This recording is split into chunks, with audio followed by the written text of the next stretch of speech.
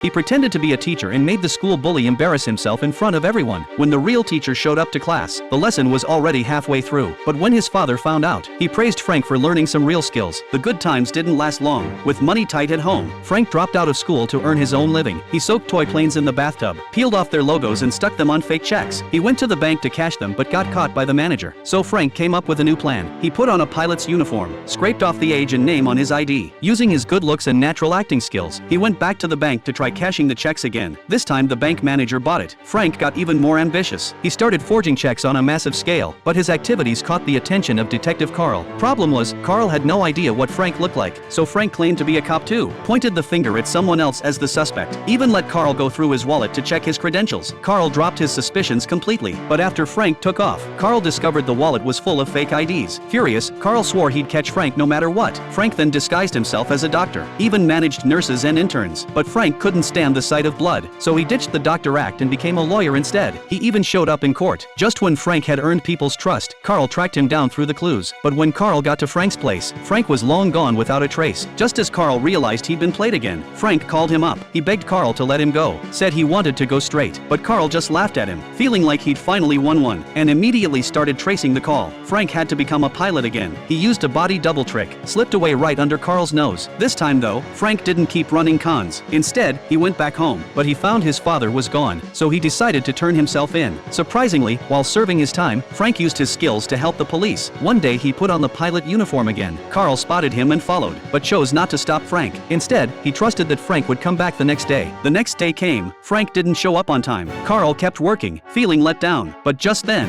a hand reached over and grabbed his magnifying glass. Carl looked up. It was Frank. He'd chosen to come back after all. Deception is temporary. Staying true is the only right thing to do. What do you think of Frank's final choice? Feel free to share your thoughts in the comments.